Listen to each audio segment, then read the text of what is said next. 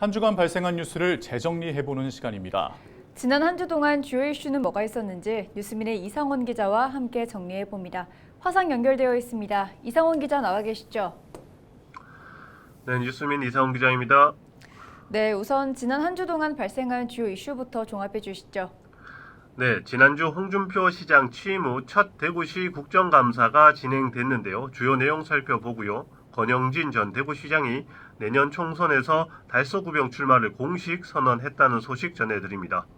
끝으로 시민사회 단체가 각종 폐기물이 경북으로 몰려드는 문제에 대응하기 위한 활동을 시작했다는 뉴스도 짚어봅니다. 대구시 국정감사 소식부터 살펴보죠. 홍준표 시장의 첫 국정감사인데 여러 이슈가 다뤄졌다고요? 네, 지난 6월 있었던 대구 키워 축제에 대한 대구시 대응이 가장 먼저 도마에 올랐습니다. 윤혜인 국회의원은 대구시가 도로 조명 허가를 문제 삼으며 집회를 허가한 대구경찰청과 갈등한 점을 지적했는데요. 용 의원은 과거 법원의 판례, 경찰과 법제처의 해석을 근거로 홍 시장의 판단이 틀렸다고 지적했지만 홍 시장은 내가 법을 더 잘한다며 문제없다는 입장을 밝혔습니다.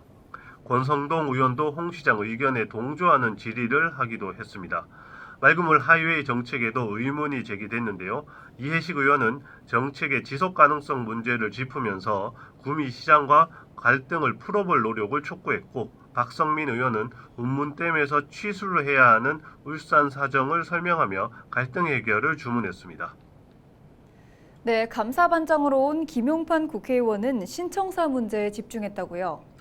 네, 내년 총선을 앞두고 대구 신청사 문제를 둘러싼 전임 시장과 현직 지역구 국회의원 간 신경전이 국정감사에서 불거졌습니다.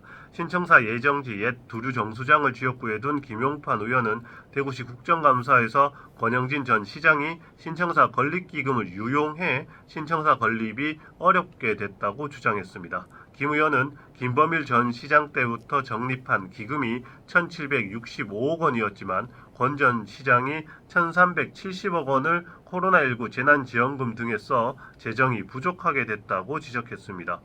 그러면서 권 전 시장을 향해 신청사 기금 유용에 대해 달서 구민에게 속죄해야 한다고 주장했습니다. 네, 끝으로 경북에서 산업 의료 폐기물 문제에 대응하기 위한 공동대책위가 발족했다고요? 네, 지난 25일 경북도청 앞에서 산업의료 폐기물 문제 해결을 위한 경북지역 공동대책위원회가 발족 기자회견을 가졌습니다.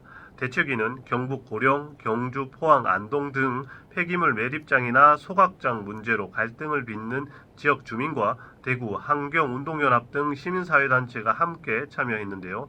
이들에 따르면 2021년 기준 경북 소재 지정 폐기물 매립장 7개소에 전국 매립량의 24.8%가 매립되고 사업장 일반 폐기물 매립장에는 전국 매립량의 40.2%가 매립됐습니다. 이들은 폐기물 처리 부담이 특정 지역에 집중되는 건 부당하다면서 산업, 의료 폐기물 매립과 소각은 공공성이 확보되는 주체만 할 수 있도록 하고 발생지 책임 원칙을 적용해야 한다고 주장하고 있습니다. 네, 오늘 주간 이슈 점검은 여기까지 듣죠. 고맙습니다. 네, 감사합니다.